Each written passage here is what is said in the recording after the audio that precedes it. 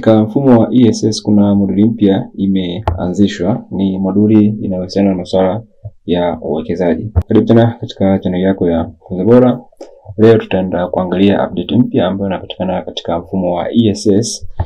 Ukiingia katika akaunti yako ya ESS, chini kabisa kwa wale wanaotumia simu au kama unatumia PC, utaona kuna moduli mpya pale imewekwa ambayo inaitwa E-Wekeza. Hii ni moduli ambayo inalenga kuwafanya watumishi wa umma kuweza kuwekeza na kuweza kupata faida kutokana na uwekezaji wako. Uwekezaji huu unafanywa na mfuko wa watumishi ambao unaitwa Faida Fund.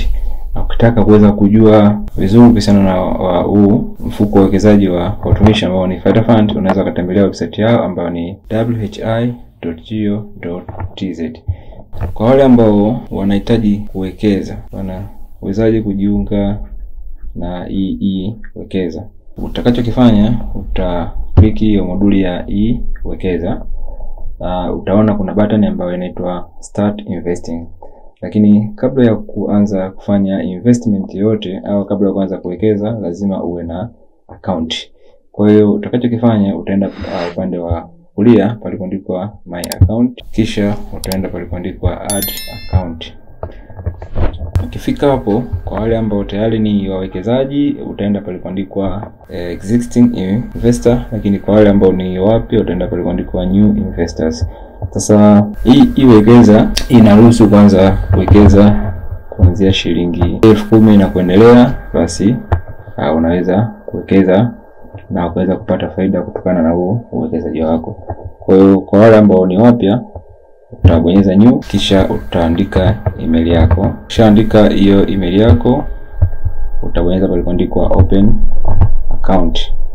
Kisha utaona ujumbe wa successfully, kwa maana kwamba tayari account yako inakuwa ipo created na unaweza ukaanza kufanya uwekezaji. Lakini itakubidi uweze kusubiri kwa muda wa masaa 24 ili kuweza hii account yako ambayo umetengeneza kuweza kuapia hapa chini palipoandikwa My Account. Account yako ikishakuwa tayari, utarudi palipoandikwa Dashboard, kisha utaenda palipoandikwa Start Investing.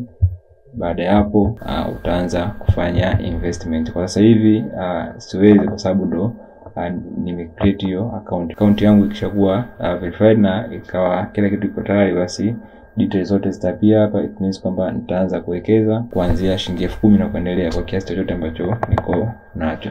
So hiyo ndo new update ambayo inapatikana katika mfumo wa ESS ambao ni moduli ya E-Wekeza.